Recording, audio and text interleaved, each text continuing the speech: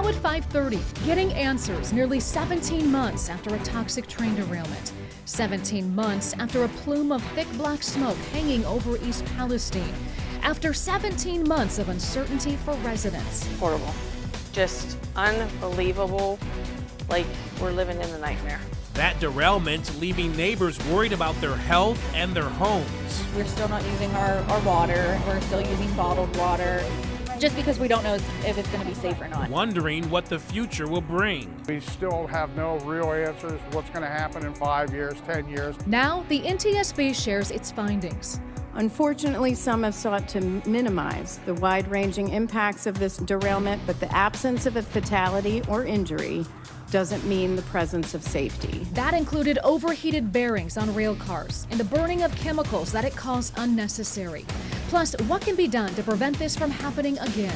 Our in-depth coverage of the derailment starts now.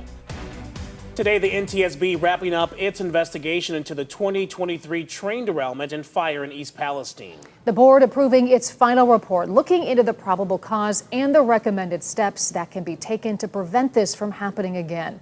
News 5's John Kosick has been following this since the beginning. They're live today for us in East Palestine with the latest.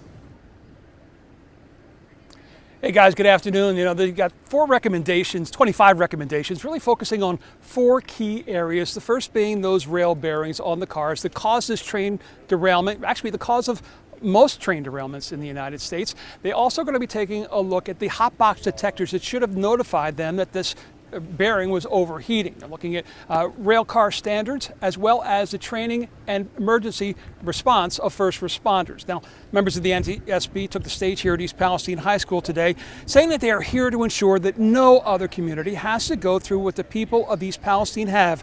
The train derailment occurred when a rail car bearing failed and actually caught fire and wasn't detected for more than 20 miles.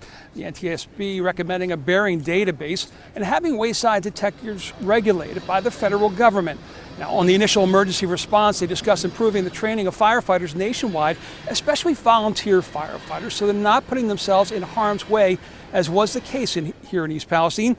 Now, Norfolk Southern and the Association of American Railroads have released the steps that they have taken on their own ahead of today's report, including increasing the number of those hot bearing detectors along routes and improving the protocols around them. Better notification of first responders using the latest in mobile app technology and enhanced tank car standards. Now, the NTSB is an independent panel, and their recommendations are simply just that, recommendations.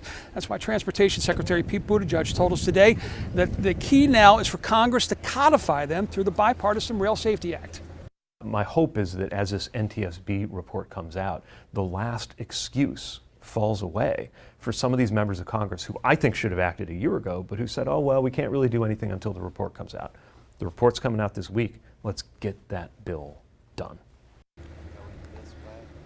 Also addressed today was the hazardous burning of the hazardous vinyl chloride, something the NTSB said likely did not need to happen. They said OxyVinyl's, the shipper of the chemical, was on site, and they found that the 3 cars that were carrying it were actually cooling and stable. Information, they said, that was not passed on to the incident commanders. Reporting live in East Palestine, John Kosick, News 5. John, thank you for all of your reporting, especially today. The derailment's impact reached far beyond East Palestine. New research shows chloride and other chemicals released during the incident last February reached now at least 16 states.